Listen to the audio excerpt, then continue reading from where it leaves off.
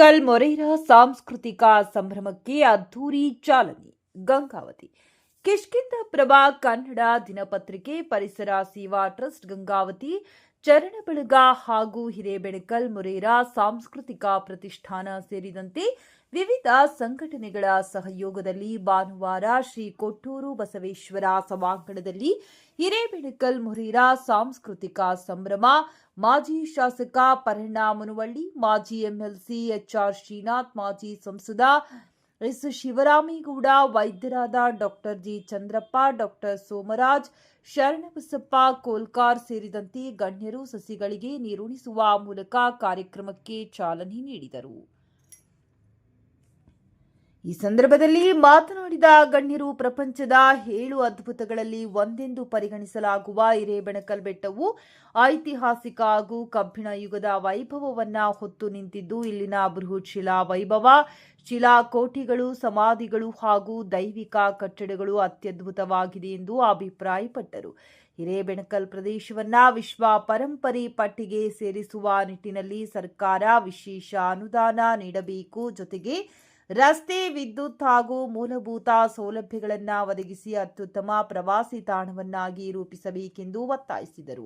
ಇದೇ ಸಂದರ್ಭದಲ್ಲಿ ಸಮಾಜದ ವಿವಿಧ ಕ್ಷೇತ್ರಗಳಲ್ಲಿ ಸಾಧನೆ ಮಾಡಿದ ಗಣ್ಯರನ್ನು ಸನ್ಮಾನಿಸಿ ಗೌರವಿಸಲಾಯಿತು. ಸಾಂಸ್ಕೃತಿಕ ಕಾರ್ಯಕ್ರಮದ ಅಡಿಯಲ್ಲಿ ಭರತನಾಟ್ಯ, ಜಾನಪದ ಮತ್ತಿತರ ಕಾರ್ಯಕ್ರಮಗಳು ಜನಮನ ಸೆಳೆದವು. ಡಾಕ್ಟರ್ ಶಿವಕುಮಾರ್ ಮಾಜಿ ಪಾಟೀಲ್ ಸ್ವಾಗತಿಸಿ ಪ್ರಾಸ್ತಾವಿಕವಾಗಿ ಮಾತನಾಡಿದರು. ಸಮಾರಂಭದ ಆಯೋಜಕ ಹಾಗೂ ಸಂಪಾದಕ ಮಂಜುನಾಥ್ ಗೂಡ್ ಲಾನೂರು ದಂಪತಿಗಳನ್ನು ವೇದಿಕೆಯಲ್ಲಿನ ಗಣ್ಯರು ಸನ್ಮಾನಿಸಿ ಗೌರವಿಸಿದರು.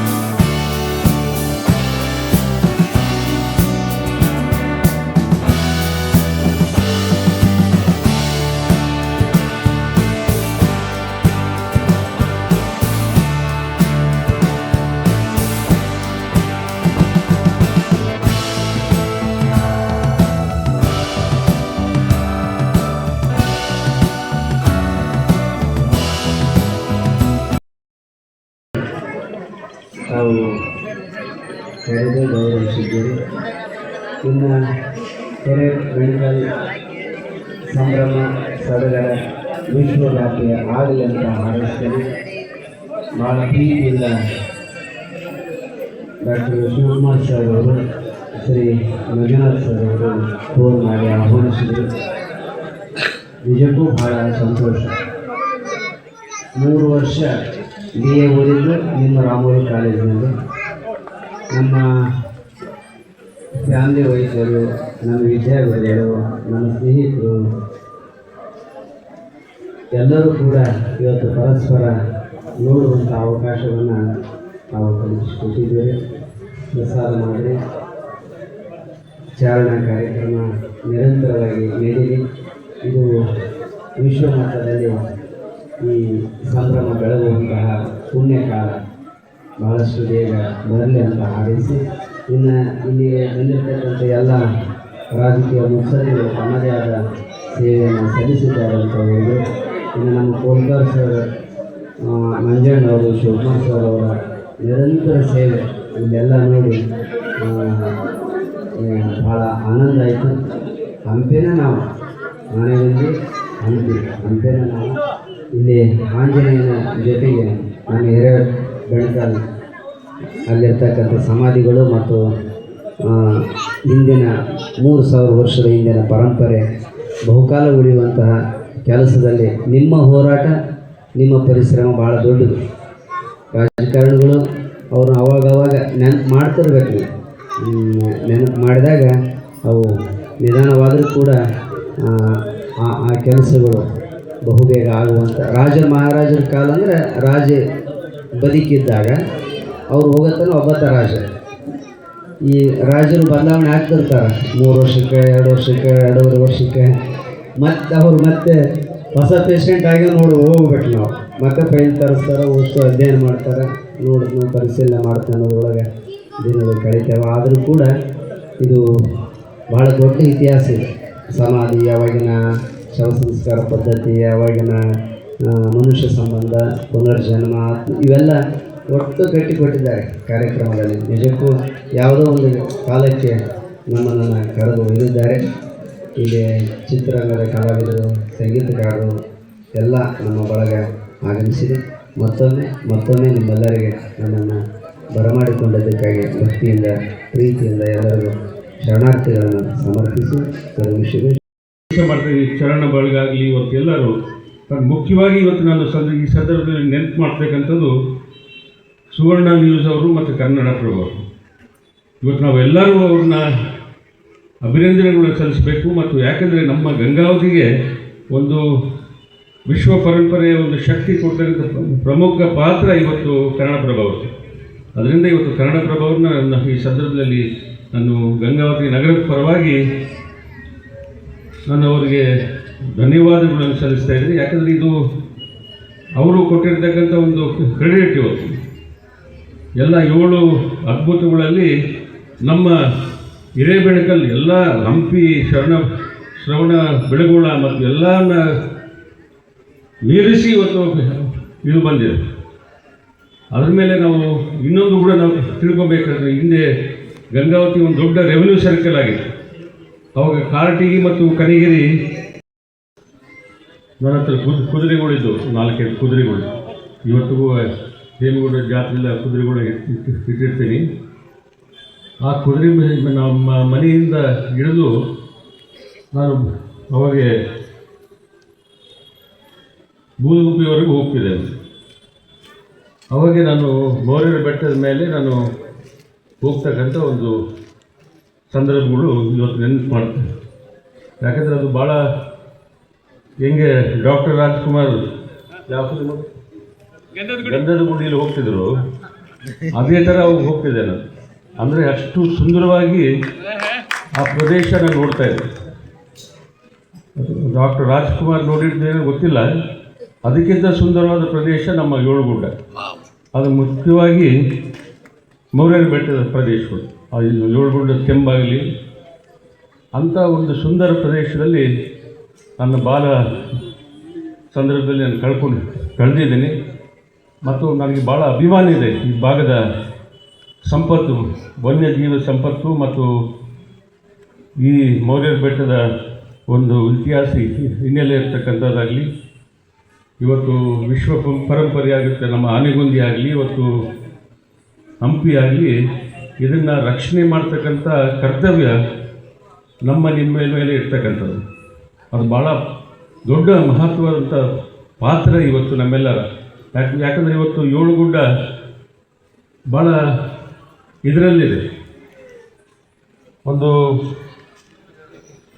ರೀಸೆಂಟಾಗಿ ಅನುಷ್ಠಾನ ಸಾವರಿ ಸೆಂಟ್ರಲ್ ಗೌರ್ಮೆಂಟ್ ಅವರು ಏಕಾಏಕಿ 8,000 ಎಕರೆ ಈ ಕಡೆ ಹಿರೇಬೆಣಕಲ್ ಕೆಳಗಡೆ, ಹಿರೇಬೆಣಕಲ್, ಚಿಕ್ಕಬೆಣಕಲ್ ಮತ್ತು ಮುಕ್ಕುಂಪ ಆ ಭಾಗದಲ್ಲಿ 7,000 to 8,000 ಎಕರೆನ, ಅಂದರೆ ಈ ಚೆಂಬರ್ ಪಕ್ಕದಲ್ಲಿ, ಆ ಸಂದರ್ಭದಲ್ಲಿ ನಾನು ಹೋರಾಟ ಮಾಡಿ ಇವತ್ತು ಅದನ್ನು ಈ ನಮ್ಮ ಜಿಲ್ಲೆಯಲ್ಲಿ ಇರಬಾರ್ದು ಅಂತ ಹೇಳಿ ಹೋರಾಟ ಮಾಡಿದೆ. ಅದಕ್ಕೆ ಮತ್ತೆ ಕ್ಯಾಬಿನೆಟ್ ಅದನ್ನು ಕ್ಯಾನ್ಸಲ್ ಮಾಡಿ ಮತ್ತೆ ಆ ಕಡೆ ಬಸಾಪುರ ಕಡೆ ಒಂದು 5,000-6,000 ಎಕರೆ ಪ್ರಪೋಸಲ್ ನಮ್ಮ DC ಅವ್ರು ಕೊಟ್ಟರು. ಮತ್ತೆ ಒಂದು ದೊಡ್ಡ ಅನಾಹುತ. ಮತ್ತೆ ಅದನ್ನು ನಾವು ಪ್ರೆಸ್ ಮೀಟ್ ಮಾಡಿ ಎಚ್ಚರಿಕೆಯನ್ನು ಕೊಟ್ಟಿದ್ದೀವಿ. ಯಾಕಂದರೆ ನಾವು ಗಂಗಾವತಿಯವ್ರನ್ನ ಬಳಿ ಉಟ್ಕೊಂಡಿಲ್ಲ. ನಾವು ನಮ್ಮ ಸಂಪತ್ತನ್ನು ನಾವು ಉಳಿಸ್ತಕ್ಕಂಥ ಸಂಪೂರ್ಣ ಅಧಿಕಾರ ನಮಗಿದೆ.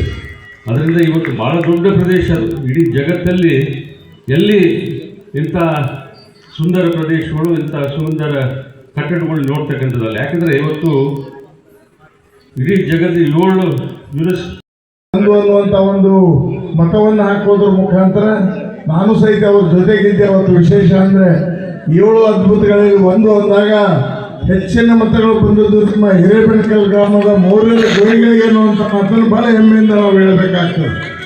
ಮೊನ್ನೆ ತಾನೇ ಸಹಿತ ನಾನು ನಮ್ಮ ಶರಣಬಸಪ್ಪ ಕೋಲ್ಕಾರ್ ಹಿರಿಯ ಸಂಶೋಧಕರು ಜೊತೆಗೆ ಅನೇಕ ಸಂದರ್ಭದಲ್ಲಿ ಅವರಿಗೆ ನಾನು ಹೇಳಿದ್ದೆ, ನನಗೇನು ಹೆಚ್ಚು ಅವ್ರ ಮಾಹಿತಿ ಇರುವುದ್ರ ಜೊತೆಗೆ ಈ ಹಿರೇಬೆಣಕಲ್ ಮೌರ್ಯರ ಗೋಯಿಗಳ ಬಗ್ಗೆ, ಅಲ್ಲಿದ್ದಂಥ ಸಮಾಧಿಗಳು, ಹಿಂದಿನ ಜನರ ಒಂದು ಜೀವನ ಸಂಸ್ಕೃತಿಯ ಬಗ್ಗೆ ಪೂರ್ತಿ ಅಧ್ಯಯನ ಮಾಡೋದ್ರ ಮುಖಾಂತರ ಅದಕ್ಕೆ ಮುಖ್ಯವಾಗಿ ರಸ್ತೆ ಆಗಬೇಕಾಗಿರೋದು ಸಹಿತ ಬಹಳ ಮುಖ್ಯ ಅನ್ನುವಂಥ ಮಾತನ್ನು ನಾನು ಮುಖ್ಯವಾಗಿ ಈ ಸಂದರ್ಭದಲ್ಲಿ ಹೇಳಲಿಕ್ಕೆ ಬಯಸ್ತಾ ಇದ್ದೇನೆ. ಮೊನ್ನೆ ತಾನೇ ಪೂಜ್ಯರಾದ ಸಿದ್ಧಗಂಗಾದ ಕಿರಿಯ ಶ್ರೀಗಳು ಆಗಮಿಸಿದಂಥ ಸಂದರ್ಭದಲ್ಲಿ ನಾನು ಸಹಿತ ಅವ್ರ ಜೊತೆಗೆ ಹೋಗಿದ್ದೆ.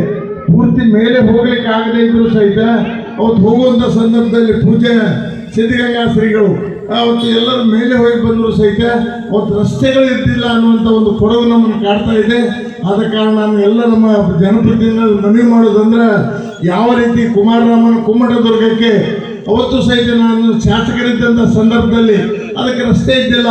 ಆದರೆ ಇವತ್ತು ನೀವು ಕುಮಾರರಾಮನ ಕುಮ್ಮಟದುರ್ಗಕ್ಕೆ ಮ್ಯಾಲಿವರೆಗೂ ರಸ್ತೆ ಮಾಡಿರೋದು, ಜೊತೆಗೆ ಅದೇ ರೀತಿ ನಮ್ಮ ಹಿರೇಬೆಣಕಲ್ ಮೌರ್ಯರ ಗೋಯಿಗಳಿಗೆ ಅಲ್ಲಿ ಹೋಗುವಂಥ ನೋಡುವಂಥ ಒಂದು ಕಾರ್ಯವನ್ನು ಮಾಡಿದ್ರೆ ಇನ್ನೂ ಹೆಚ್ಚಿನ ರೀತಿಯಲ್ಲಿ ಜನರಿಗೆ ಅನುಕೂಲ ಆಗ್ತದೆ ಅನ್ನುವಂಥದ್ದು ನಮ್ಮ ವಿಜಯನಗರ ಸಾಮ್ರಾಜ್ಯದ ಒಂದು ಐತಿಹಾಸಿಕ ಹಿನ್ನೆಲೆಯುಳ್ಳಂಥ ಹಿರೇಬೆಣಕಲ್ ಮೌರ್ಯರ ಗೋಯಿಗಳ ಬಗ್ಗೆ ಹೆಚ್ಚಿನ ಮಾಹಿತಿ ದೊರಕಲಿಕ್ಕೆ ಸಾಧ್ಯ ಆಗ್ತದೆ ಅನ್ನುವಂಥ ಮಾತನ್ನು ಈ ಸಂದರ್ಭದಲ್ಲಿ ನಾನು ಹೇಳಲಿಕ್ಕೆ ಬಯಸ್ತಾ ಇದ್ದೇನೆ. ಜೊತೆಗೆ ಮೊನ್ನೆ ನಮ್ಮ ಮಾನ್ಯ ಸಚಿವರಂತ ಎಚ್ ಕೆ ಪಾಟೀಲರು ಸಹಿತ ಆ ಸ್ಥಳವನ್ನು ವೀಕ್ಷಣೆ ಮಾಡಿ ಆ ಮೂಲಭೂತ ಸೌಕರ್ಯಗಳನ್ನು ಒದಗಿಸಬೇಕನ್ನುವಂಥ ಮಾತನ್ನು ಹೇಳಿದ್ದಾರೆ. ಆದ ಕಾರಣ ಆ ಭಾಗದ ಜನರು ಸಾಕಷ್ಟು ಕಾರ್ಯವನ್ನು ಮಾಡ್ತಾ ಇದ್ದಾರೆ. ಅದರಲ್ಲಿ ಮುಖ್ಯವಾಗಿ ನಮ್ಮ ಮಂಜುನಾಥ್ ಗುಡ್ಲಾನೂರವರು, ಶರಣಬಸಪ್ಪ ಕೋಲ್ಕಾರ್ ಅವರು, ನಮ್ಮ ಡಾಕ್ಟರ್ ಶಿವಕುಮಾರ್ ಅವರು ಪ್ರತಿ ಸಲ ಏನಾದರೂ ಸಂದರ್ಭ ಬಂದ್ರೆ ಮೊದಲ ಹಿರೇಬೆಣಕಲ್ ಮೌರ್ಯರ ಗೋಯಿಗಳ ಬಗ್ಗೆ ಮಾತನಾಡೋದ್ರ ಮುಖಾಂತರ ಆ ಒಂದು ಐತಿಹಾಸಿಕ ಹಿನ್ನೆಲೆಯುಳ್ಳಂಥ ಗ್ರಾಮವನ್ನು ನಾವೆಲ್ಲರೂ ಹಿಂದಿನ 3000 ವರ್ಷಗಳ ಇತಿಹಾಸ ಹೊಂದಿದಂಥ ಒಂದು ಆ ಗೋಯಿಗಳನ್ನು ನೋಡುವಂಥದ್ದು, ಜೊತೆಗೆ ಅಲ್ಲಿದ್ದಂಥ ಸಮಾಧಿಗಳ ಬಗ್ಗೆ ನಮಗೆ ನಿಜವಾಗಿ ಬಹಳ ವಿಚಿತ್ರ. ಅಂದರೆ ನಾವು ಯಾರಿಗೂ ಸಹಿತ ಅಷ್ಟು ಮಾಹಿತಿ ಇದ್ದಿಲ್ಲ ಅದರ ಬಗ್ಗೆ. ಆದರೆ ಅದು ಏನು ಅದು 7 ಅದ್ಭುತಗಳಲ್ಲಿ ಒಂದು ಅನ್ನುವಂಥ ಮಾತನ್ನು ನಮಗೆ ಪಿರಮಿಡ್ಗಳು, ಈಜಿಪ್ತಿನ ಪಿರಮಿಡ್ಗಳಿವೆ. ಇವತ್ತಿಗೂ ಕೂಡ ತಮಿಳುನಾಡಿನ ಅನೇಕ ದೇವಾಲಯಗಳ ಪರಂಪರೆ ಬೆಳೆದಿದ್ದೇ ಇದೆ. ಸಮಾಧಿಗಳ ಮೇಲೇ ಅನೇಕ ದೇವಾಲಯಗಳನ್ನು ಕಟ್ಟಿದ್ದಾರೆ. ಅಲ್ಲಿ ಕೆಲವು ದೇವಾಲಯ ಗರ್ಭಗೃಹದ ಲಿಂಗ ತೆಗೆದ್ರೆ ಅಲ್ಲಿ ಅಸ್ಥಿಪಂಜರಗಳೆಲ್ಲ ಸಿಕ್ಕಿವೆ. ಇವತ್ತು ಅನೇಕ ನಾವು ಯಾವುದು ಉದಾಹರಣೆಗೆ ನಮಗೆ ಮಂತ್ರಾಲಯ ಇರುವುದು, ಕಲಬುರಗಿ ಶರಣಬಸವೇಶ್ವರ ದೇವಾಲಯಗಳೆಲ್ಲ ಸಮಾಧಿಗಳ ಮೇಲೆ ಕಟ್ಟಿರ್ತಕ್ಕಂಥ ಈ ಒಂದು ಕಾನ್ಸೆಪ್ಟ್ ಮೊಟ್ಟ ಮೊದಲಿಗೆ ಹಾಕಿಕೊಟ್ಟವರು ಮೌರ್ಯರು. ಹಾಗಾಗಿ ಅದರ ಸಂರಕ್ಷಣೆ ಆಗಬೇಕು ಅಂತಕ್ಕಂಥ ಒಂದು ಉದ್ದೇಶ ಭಾಳ ಮಹತ್ವದ ಸ್ಥಳ ಅದು. ಆ ದೃಷ್ಟಿಯಿಂದ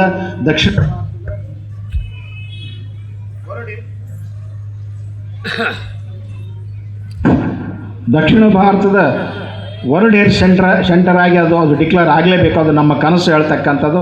ಆ ಕನಸಿಗೆ ಭಾಳಷ್ಟು ಜನ ಕೈ ಜೋಡಿಸಿದ್ದಾರೆ. ಇಂದು ಬ್ರಿಟಿಷ್ ಅಧಿಕಾರಿಗಳಾದ ಮೇಲೆ ನಮ್ಮ ರಾಜ್ಯದ ಪುರಾತತ್ವ ಇಲಾಖೆಯವರು, ಕೇಂದ್ರ ಪುರಾತತ್ವ ಇಲಾಖೆಯವರು ಪ್ರಯತ್ನಿಸಿದ್ದಾರೆ. ಅದು ಕೇಂದ್ರ ಪುರಾತತ್ವ ಇಲಾಖೆ ಅಧೀನದಲ್ಲಿದೆ. ಹೈದರಾಬಾದ್ ಆರ್ಕಿಯಾಲಜಿಕಲ್ ಡಿಪಾರ್ಟ್ಮೆಂಟ್ ಇದ್ದಾಗಲೂ ಕೂಡ ಇದೆ. ಆದರೆ ಅಂಥ ನಿರೀಕ್ಷಿತವಾದ ಸಂರಕ್ಷಣೆ ಇಲ್ಲ. ನಮಗೆ ಇವತ್ತು ಎಲ್ಲ ಮಹನೀಯರು ಇವತ್ತೇನು ವೇದಿಕೆ ಮೇಲೆ ಇರ್ತಾರೆ ಎಲ್ಲ ನಮಗೆ ಮುರಳಿಯವರು ಸಾಕಷ್ಟು ರಕ್ಷಣೆ ಮಾಡಿದ್ದಾರೆ. ಶ್ರೀನಾಥ್ ಅವರು, ನಮ್ಮ ಶಿವರಾಮಗೌಡರು ಅವ್ರ ಕಾಲದಲ್ಲಿ ರಜನೀಶ್ ಗೋಯಲ್ ಅವ್ರನ್ನ ಕರೆಸಿ ಅದನ್ನೆಲ್ಲ ಮಾಡಿದರು. ಪರಣ್ಣವರು ಕೂಡ ಸಾಕಷ್ಟು ಪ್ರಯತ್ನ ಪಡಿದ್ರು. ಅವರ ಅನೇಕ ಲೆಟ್ರ್ ಅವ್ರಿಗೆ ನೆನಪಿದೆ ಗೊತ್ತಿಲ್ಲ, ಅವ್ರ ಲೆಟ್ರ್ ಪ್ಯಾಡ್ ನನಗೆ ಕೊಟ್ಟಿದ್ರು. ಅವರು ಏನಾರು ಬರೀ ಅಂತೇಳಿ ನಾನೇ ಬರೆದು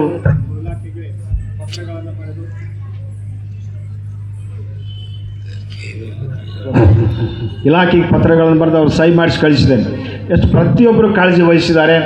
ಹಾಗೆ ನಮ್ಮ ಜಿಲ್ಲಾಧಿಕಾರಿಗಳು ಬಂದಿರತಕ್ಕಂಥ ಎಲ್ಲ ಪ್ರಯತ್ನ ಪಟ್ಟಿದ್ದಾರೆ. 2 ಸಲ ನಾವು ಫೇಲ್ ಆಗಿದೆ. 2010ರಲ್ಲಿ ಮೊಟ್ಟ ಮೊದಲಿಗೆ ವರ್ಲ್ಡ್ ಹೆರಿಟೇಜ್ ಸೆಂಟರ್ ಆಗಬೇಕು ಅಂತೇಳಿ ಫೈಲ್ ಕಳಿಸಿದ್ದು, ಅದು ರಿಜೆಕ್ಟ್ ಆಗಿದೆ. 2020ರಲ್ಲಿ ಕಳಿಸಿದ್ದು ರಿಜೆಕ್ಟ್ ಆಗಿದೆ. ಈಗ ಮತ್ತೆ ಮೊನ್ನೆ ಎಚ್ ಕೆ ಪಾಟೀಲರು ಮಿನಿಸ್ಟರ್ ಆಗಿ ಬಂದ ಮೇಲೆ ಅದು ಅವರ ಆಸಕ್ತಿಯನ್ನು ವಹಿಸಿ ಅದು ಮತ್ತೆ ಫೈಲ್ ಈಗ ಫಾರ್ವರ್ಡ್ ಮಾಡ್ತಾ ಇದ್ದಾರೆ. ಒಂದು ಪ್ರತ್ಯೇಕ ಏಜೆನ್ಸಿಗೆ ಕೊಟ್ಟಿದ್ದಾರೆ.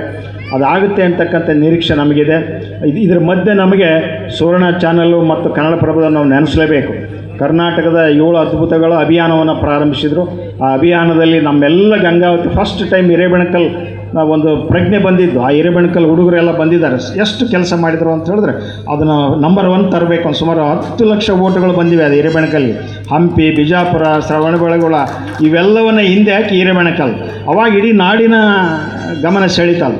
ಅದು ಪ್ರೈಸ್ ಡಿಸ್ಟ್ರಿಬ್ಯೂಷನ್ಸ್ ಬೊಮ್ಮಾಯಿಯವರ ನೇತೃತ್ವದಲ್ಲಿ ಬೆಂಗಳೂರು ನಡೀತು. ನಾವೆಲ್ಲ ಚಾರಣ ಬೆಳೆದವರೆಲ್ಲ ಹೋಗಿದ್ವಿ. ನಾವು ಪರಣ್ಣವರು ಸ್ವಂತ ಕಾರನ್ನು ಕಳಿಸ್ಕೊಟ್ರೆ ನಮ್ಮನ್ನ ಹೋಗಿ ಬರ್ರಿ ಅಂತೇಳಿ, ಅವ್ರಿಗೆ ಬರೋಕ್ಕಾಗಲ್ಲ ಅಂತೇಳಿ. ಸೊ ಹಿಂಗೆ ಪ್ರತಿಯೊಬ್ಬರ ಕಾಳಜಿ ಇದೆ.